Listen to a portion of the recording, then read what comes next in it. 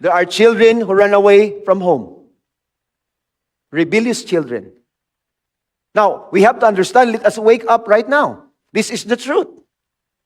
If we are not careful, if we are not into prayer, if we are not careful with our lives, if we will not commit our lives to God, then someday, I'm not prophesying, but someday our children will wander away. Will no longer go to our family and serve. But instead of serving the family, they wanted to have their own freedom and to squander everything that God has given them. And later on, if there is no prayer in their lives, then circumstances will kill them. That even the devil will destroy their future. I've known lots of young people, lots of professionals in the house of God, that even in the family, they did not listen to their parents. Instead, they just listened to their friends who did not give them food, who did not bring them to school. That's how the world is playing right now. And that's why there is also this wisdom tonight that we need to be careful. And this is the truth. I don't know about you, but that's how I understand family. Because if you, as parents, if you don't know how to manage your children, someday they will control your life. They will control you. Now, people would say, you know what, Pastor, you know what? Because my kids are already old or are already in their natural age. You know what? It's written in the Bible, according to Ephesians chapter 6, verse 1, children, that word children does not specify age. As long as you are under the authority of your parents, the Bible said, children, obey your parents in the Lord, for this is right. So, the right thing to do, as a child, as one of the members of the family, is to obey your parents. Because the secret to long life is not your diet. The secret to a long life is not your healthy body. Because there are healthy people who got an accident. And there are people who have been suffering from cancer, but still they're still alive up until now. So your health does not guarantee your long life. But the Bible said, children, obey your parents in the Lord, for this is right.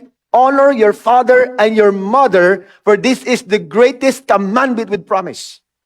If there is a condition, either you will obey your parents or not, because if you will voluntarily, with the love of God, obey your parents, the Bible said, then you will have long life. Honor, esteem, and value as precious your father and your mother. This is the first commandment with a promise. That all may be well with you, and that you may live long on the earth. Children, if your parents are still alive, serve them. Because someday, you will become parent. If you will not do your part to love your parents and serve them, time will come that what you sow, you will reap. My mother right now is 86 years old. And it was a miracle for him. Last week, my mother went to ICU. We thought that our mother would not survive. But before it happened, my mother said to me, it's gonna be okay. I'm satisfied. I am satisfied with my life already. But what I want is I want my grandchildren. I want to see them. And it was a miracle. And even though I'm 51 years old, I would still communicate to my parent. I visited 2 weeks ago in Iloilo because I wanted to see my mother. I want to hug my mother. I want to kiss her. Because without my mother, I would not be here today. Amen. You know what? I'm so blessed with children who sacrificially gave their time to their mothers and to their fathers. Not I felt right now I'm ready for my life because my kids are growing. I'm 51 years old. 9 years from now, I will be one of the members of Handsome Citizen. We don't know. Hindi kita makasuling, gusto ko na parent, gusto ko na Lord na parent. It's not in our choice. Because we were born in that family. But God appointed our parents to care for us. Even though that they are not perfect, even though that they are not Christians, but because God appointed them to care for your life and to raise you, maybe not in the godly way, but because now you are a believer of Christ, you are going to just express your thanksgiving to God. And do your part to express that whatever pain or hatred that your parents did for you, but now your heart is still loving and forgiving. You know what? Our Father is very generous.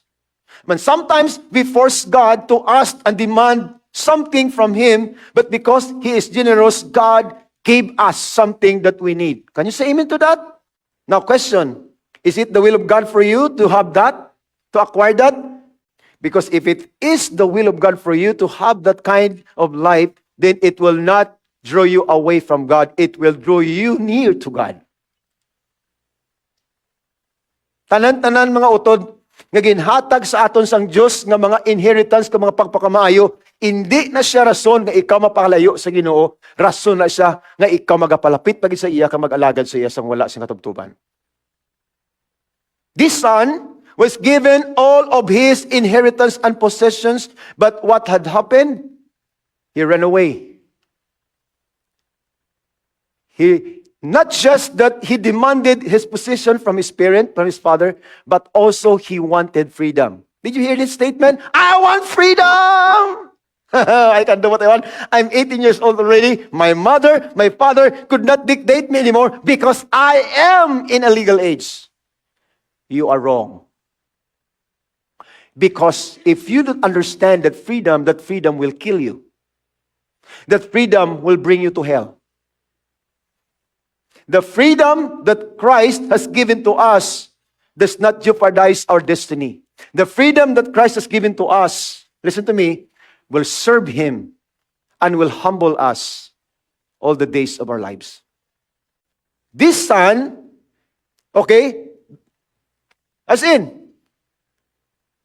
the freedom to do what he wanted. And he ended up miserable. He ended up for nothing. When he went and in verse 15, then he went and joined himself to a citizen of that country, and he sent him into his fields to feed swine, and he would gladly have filled his stomach with the pods that the swine ate, and no one gave him anything. Everybody say, no one. When you have plenty, allow God to involve in your abundance. Because when you are in lack, God can supply. If you are going to help other people that are not connected to the vision that God has given to you, if you give what you have to someone or to other things that are not connected to God's purpose for your life, time will come that when you are empty, when you have nothing, these people will not give you even a single penny. Because they are not the right people for you. It's good to become generous. But put your generosity in a proper way. It's good to invest for the kingdom. Your family is your good investment and God. Can you say amen to that? Hallelujah. This son did not invest something for his family, but he squandered everything for his own. A prodigal son's journey represents our own tendency to stray from God's love and pursue worldly desires. But like the son, we can come to our senses and turn back to our heavenly Father. In verse 15 to 19, it says, the son decides to return home, confess his sins, and ask to be a hard servant. Now, it is one thing also that, you have something right now, you have giftings, God has blessed you with giftings, with ability, with education, with professionalism, with skillful hands. But let me tell you something, when you receive that, just give them back to God. Give them back to God. Don't give it to the world. Don't allow the world to abuse what you have.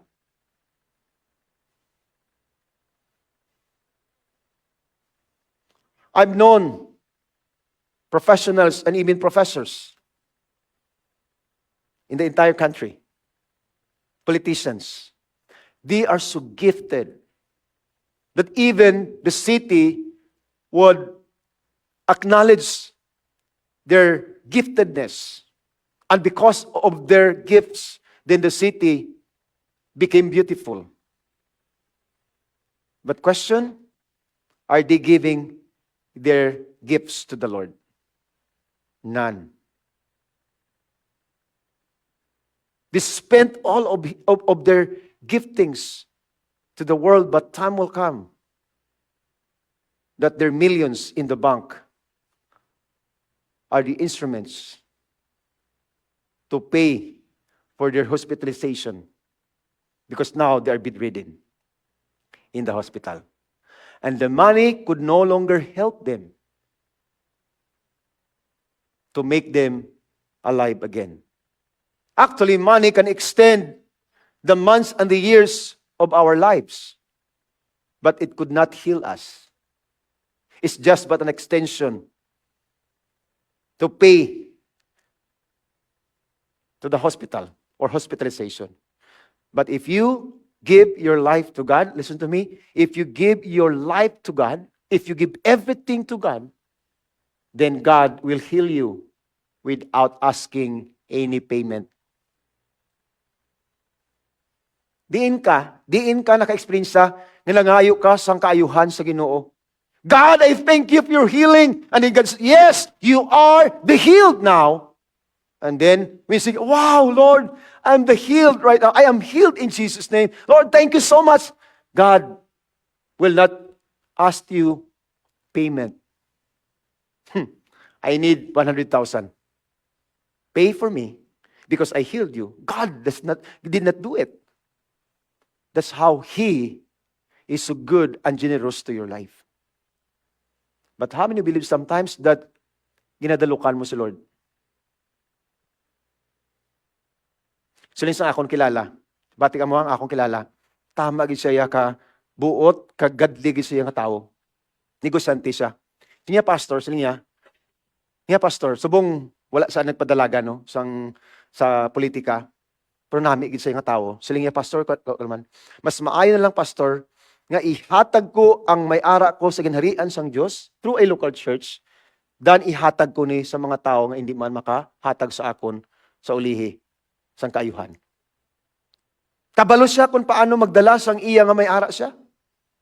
Kabalo siya kung paano niya ihatag ang may-ara siya tungod sa tuanay wala-wala gid siya.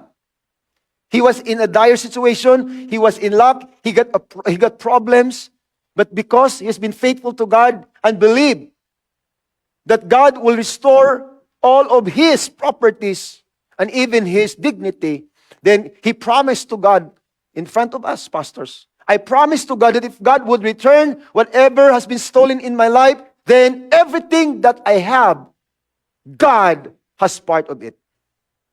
Praise the Lord up until now. His business has been booming, still booming. He's still booming. And he acknowledged God's goodness, God's lordship, because he learned a lot. That when he was in his lack and bankruptcy in business, nobody helps him.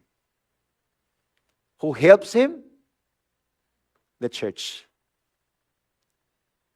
Amen? Brothers and sisters, masiling ka lang, nga ari ka lang subong sa new life, but you have no idea.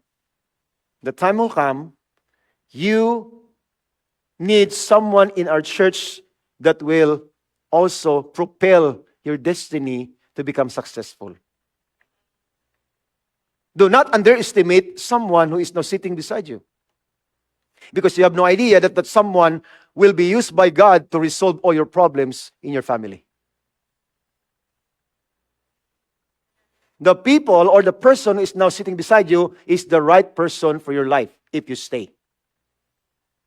If you allow God to use you in this local church, that someone in your side will help you. Now, here's the thing in verse 25 to 32.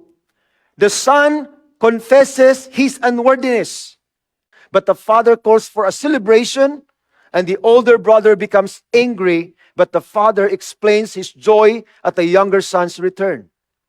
But the father said to his servants, "Bring out the best robe and put it on him, and put a ring on his hand and sandals on his feet, and bring the fatted calf here and kill it, and let us eat and be merry, for this my son was dead and is alive again. He was lost and is found," and they began to marry. Now, here's the thing. Because the son realized that he could no longer feed on his own. Now, he got this awareness. Oh, when I was in my father's house, I got everything. I had everything. I ate a lot. I had servants. I did not do anything in the house. But here right now, I'm employed. And nobody helps me. Now, because there is no food, then I started to eat the pods, feeding to the pigs. Sino nakakaon sang damog? Kasi gusto magkaon damog. Di ba? Mamala kita nga, hindi ko yung pastor ya. Kung ano, bisan mapatay ko yung pastor, hindi ko yung magkaon sang damog. But how many you believe nga damo sa mga Kristiyano nga nagkaon damog spiritually? Hindi sila magkaon sang physical nga damog, kay mabaho, mapangsot, mapangra, tanan-tanan nga mga papang. Mapanghit, mapanghak. Hindi sila magkaon, but spiritually speaking, they have no idea that now they're eating spiritual pods sa kada adlaw. Nakabalo na kita sina kung ano na mga spiritual pods. Mga damog sa aton kabuhi nga hindi makahatag sang health, makahatag sang strength sa aton. Mga bagay sa aton kabuhi nga hindi makaglorify sa Ginoo. Nag-amuna, nag-experiencehan sa isa ka bata. Because he was hungry, now he started to feed himself with the pods from the pigs. For the pigs. Because wala na siya sang choice. So, amo man na sa aton. If we are disconnected to the source, if we are disconnected to God, if we are disconnected to church, we have no more choice but to compromise our lives. Amen? I've been there. Ambot lang sa inyo. Kagi ko yung inom sa una. One of the spiritual pods. Hindi mayong. Engaged in bad barkadas. Banago imo nga little tondo here in Bacolod City. Kag subong ang mga gagmay sa nga mga sipunon, subong sila na ang nagahari. Ara na sila sa taytay. Amo lang gyapon ang kabuhi. Could you imagine that? Kung wala ko gin-pick up sang Ginoo, kung wala nakit-an sang Ginoo ang akong tagipusoon, base isa ko dira subong nga arada nagabantay sa taytay before ka magkadto sa banago. Amen? But praise the Lord. Everyone say, praise the Lord. Because before, we were lost in God. When we were in our sins, when we were sinners before, we were lost in the plans of God. We don't know what to do. but because of the prayers of our parents, because of the prayers of our friends, godly friends, and because of God's plan for you, now God brought you again into the family of God called home. So brothers and sisters, and those who are watching online, welcome home. Ang balay mo tupad, welcome home. Now, you are the answered prayer of the seat that now you are sitting. Because before you sit that chair, the church, the leaders prayed for it. That someday you would come and realize that you need God in your life.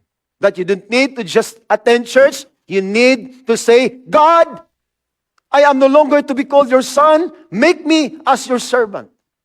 But God said, you know what? More than that, your identity will remain. You are still my son.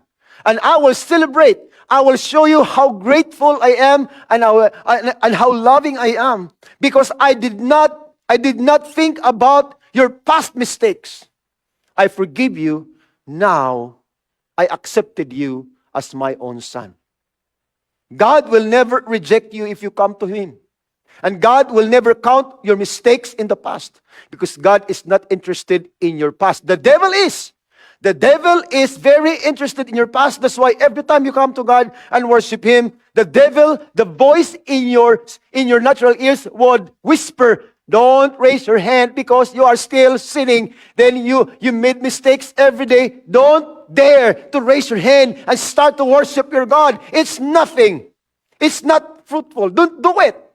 But because you understand that is the voice of the devil, you start to worship the Lord. You choose to worship and bow down to God and magnify His name. And then you realize that the devil is no longer powerful. Because now God owns your life. Amen? How many of you believe that you are blessed today because the devil is no longer your father?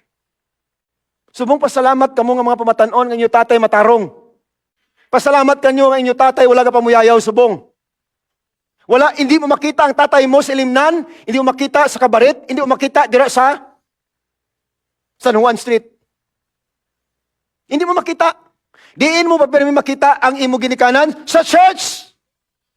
That's why as sons and daughters, you must be grateful that your parents made a choice to serve the Lord. Because this is what I proclaim already. I said, God, help me to change the history of my family. That in my seed, the curse will be cut off in Jesus' name. The curse will be cut off. That there will be no more babaidor or lalakidor man dasla. There's no more drunkard or sexual immoral nga mga tao. But Lord, I pray that from this seed, God, use this to proclaim your good news up until Jesus Christ will return. I proclaim it, I declare it, because I was once lost, okay, like this prodigal son, but because Jesus Christ loved me, He found me in my dire situation, and somebody brought me to church, and that somebody was very patient. He did not give up, not until I said to him, let's go to church. You know what? Your friends, you must be grateful because your friends invited you to church and not to sabungan. Not to cockfighting. Not to disco houses or club. But now your friends invited you to church to let you know that God has a plan for your life. Okay, number 3, insight. Because I give the 2 insights already this morning. When we choose our way over God's way and follow our selfish and fleshly desires, we become a slave to our sin once again and end up living in faith. When we choose our way over God's way and follow our selfish and fleshly desires, we become a slave to our sin again. Okay? Now, I will give you a tip. Young professionals and those students who are graduating in college and those who are still okay, studying. Make a choice and covenant that if you graduate in college and if you pass the board exam, you would say, God, this job that I will be, okay, enjoying later on will not, okay, will not become a tool that will pull me away from the church. But God, I pray that this job will bring glory to you and will invite more people and my co-workers and my co-laborers to come to your church. Yes? Because if you have that selfish ambition, then you will be caught up sinning again. Budlay-budlay utod. I've heard it for many churches that I've been pastoring. Kasubugin utod they started their lives faithfully serving the Lord, but actually they ended up having a miserable life. Did you imagine that? They have good salary. They have houses. They have cars already. They can go wherever they want. But there's one thing that they need, and there's emptiness in their hearts. They have no joy at all. They are married, but they are not satisfied. Because there's only one thing that can satisfy you. It's not your spouse, not your children, not your job, nor money, but God. Because you cannot pay peace. You cannot buy joy in the department store. The real joy in your life today will give you the strength every day that you need. The joy of the Lord is my strength. Eat the fat and drink the sweet. Send fortune to those who are weak. For the joy of the Lord is my strength. If I have the joy from the Lord, even though that my life is not yet complete, or what I have is not yet complete, but because I have the joy, then I can wait for that. Yes, I don't need to force myself to become successful, because in Christ, I am already successful. I don't need to force people to make friends with me, because first and foremost, my real friend is God. Jesus answered them, truly, truly, I say to you, everyone who practices sin is a slave to sin, according to John chapter 8, verse 34. We don't recognize our enslaved condition, but when we give into temptation, choosing our selfish desires, we trade the beauty of the kingdom for the dirt of the pig pen. We think we are getting something we want, and maybe we feel satisfied for a moment, but what we have is nothing worth celebrating. You heard the testimony of Sister Grace this morning. How God, gave her one more time and restored her life. She was almost dead during the time for a car accident with her son. Her son, Ken, was alive. Could survive without any scratch. The car was wrecked totally, but they did not end it into the hospital for serious injuries. No, God had protected them. Now, and Grace said, during the time, she realized that she want God again. She made a decision. And God brought them here in Bacolod. And here's the thing again, during the pandemic, he went to the hospital. She got COVID. Kagang iya palibot sa Riverside, puro na nakabag. Siya na lang ang buhi. Could you imagine that? Kung paano kaging preserve sa Ginoo kay may plano pa sa imong kabuhi. May ara moments sa imong kabuhi nga you are in the death and life situation. But because God has a plan for you, you survived. And now you are here, listening to me and listening to the words of God. Tell the person next to you, you are blessed beyond measure. Number 4, this filth or pig pen is no place for a child of God to be fed spiritually. We will undoubtedly become spiritual weak, starving for hope, and desperate to fill our hunger with anything that will take the pain away. The food of the pig pen will only leave us hungrier and more desperate, which hopefully will drive us back into the arms of our Lord Jesus, our Savior. So the pig pen is no place for us as a child. That place is not your place. Your place is in the church, right? And what does pig pen represents? Worldly things. Bad barcadas. Wrong company. Because bad company corrupts good character. If you are surrounded with the right people, then I guarantee you that your destiny will become successful. Can you say amen to that? Number 5, to see total life transformation, we must come to the end of ourselves and we must awaken to our righteousness that Christ died for us to have in Him. So if you cling to your life, you will lose it. If you let your life go, you will save it. In the upside down kingdom of God, losing our lives means finding them in Christ. What this means is that when we die to our desires, we find a better thing, life in Christ. His righteousness is worth so much more than the life we make for ourselves.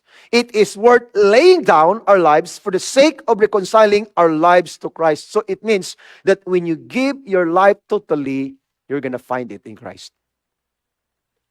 When you give your life to the world, you're going to lose it. And you cannot harvest it because you are invested it in a wrong environment, in a wrong ground. Still remember my life 34 years ago. Like you listening to my pastor. I didn't understand English. Every time we went back to the house of mother of Brother Alex Duhino, his mother would ask us, so, how's the preaching? And we said, wow, it's fantastic. What's the title of the message? It's great. We forgot the title. So just give me the reason, or what your takeaways. We don't know. We don't understand the preaching, but we felt it. God was there.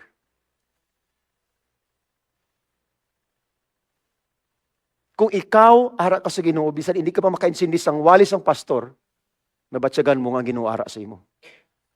Kag ang Holy Spirit siyang magahambal sa imo kung anong himuon mo, kay hindi na lang sa pulong nga imo batian, kundi sa espiritu nga ikaw gusto gidya magkaon sang pulong sang Dios. That's a transformative life in Christ. If you give yourself to Christ, you're gonna find it. Okay, that's why even in Galatians says, do not become weary in doing good. For at the proper time, you're going to reap the harvest if you don't give up. You're going to reap it. If you invest your life in Christ, you're going to reap it soon. With blessings. Like never before. When the world blesses you, there is a demand. When God blesses you, there is no additional sorrows with it. So choose. Number 6, repentance is a heart turning to God, acknowledging that only He knows what is best for our lives. Can you say amen to that? The only way for you to be restored now is to repent. Let me repeat again. The only thing or the only way that you can be restored in your original life is to ask for forgiveness to God and change the way you think. Because I know that God is into repentant heart. Even David, God forgave David when he said, create in me a clean heart, O God, and renew a right spirit within me. If you confess your sins, God is faithful and just to forgive us our sins and to cleanse us from all unrighteousness. If we believe that John was written to the believers, that if you made mistakes, you can come to God and ask for forgiveness, then God guarantees us that God can forgive us anytime if we have a repentant heart. But God cannot restore us to our original purpose if we are not repenting. The thing that can hinder your restoration is your pride.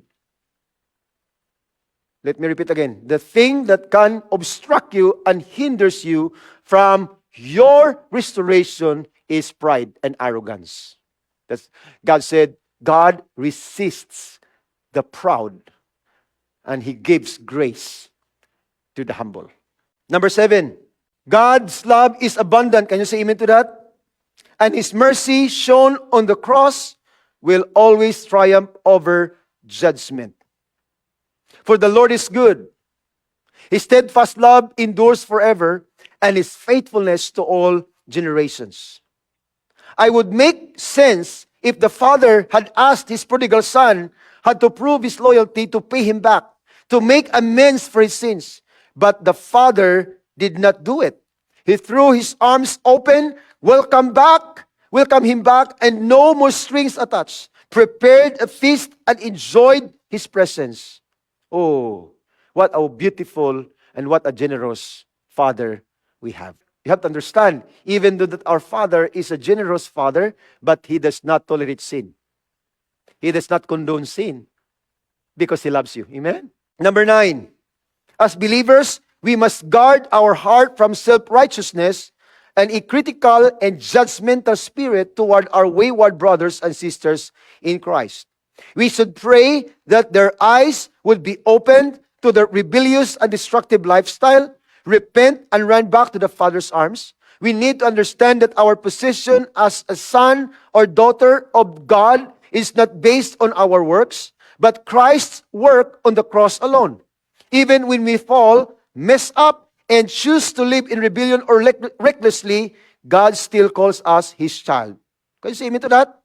The same is said for those of us who walk uprightly before the Lord and are obedient towards Him. Jesus is the only one who gave us the right to be called children of God.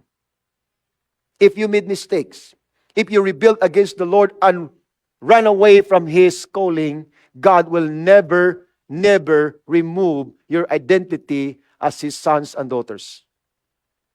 You lack fellowship, but relationship is still there. So hindi mo na gusto, ang pangamuyo ko bilang pastor sa aton tanan-tanan, and those are watching online, gapangamuyo ko, nga ang imo subong commitment kay Lord, tayo yun. Balikon ko ha, para maintindihan. Gusto ka ginapangamuyuan ko gid nga ang tanan nga nagapati sang pananawon sang New Life kag dala diri sa New Life, nagapangamuyo ako sa akong tagipusoon nga pagpangamuyo nga tanan-tanan kita hindi na kita maka-experience sa na-experiencehan sini nga bata. Kundi tayo yun kita nga mag-alagad sa Ginoo nga may kasulhayan sa aton kabuhi in spite sa mga circumstances nga hindi naton makontrol sa aton kada adlaw nga ginakabuhi. It's one thing, listen to me, it's one thing to live, okay, with God, to live in the will of God with circumstances, but it's another thing when you experience circumstances outside the will of God. It's bitter. It's painful. It's horrible. It's unimaginable. But when you are in the house of the Lord and His will, the Bible said, be of good cheer, I have overcome the world. Trials, temptations, tribulations, I conquered it. I conquered them all. Be in the right place. Because every time that you are in my fold, in my church, in my will, I will not leave you nor forsake you. As believers, we should rejoice when a prodigal comes home. May mga tao sa aton subong nga wala na diri. Pero let us not close the door for them. Honestly, me and my wife, we love them. And they are always welcome when they realize that they are not in the right place. I've been praying for them. I've been speaking blessings into their lives, their jobs, and their businesses. I cannot control whatever things that they want to say and they want to choose. I cannot do that. I am not God. I am under shepherd of God. But here's my prayer. If they are not in the right place, if they are not happy anymore, the church is always open for them. And let us not become judgmental to them. Let us give them the chance to be in the fold of God. Because even God would not reject his daughter. But the Father has been desiring, and the Father God never stops looking up to the horizon that someday his son would come back and experience the life that he prepared already in his house. The same thing with us. It's a joyful celebration when our brothers and sisters will come home. That's why the word for today from the Spirit is, welcome home. Tell the person next to you, welcome home. Palakpakan ang Ginoo.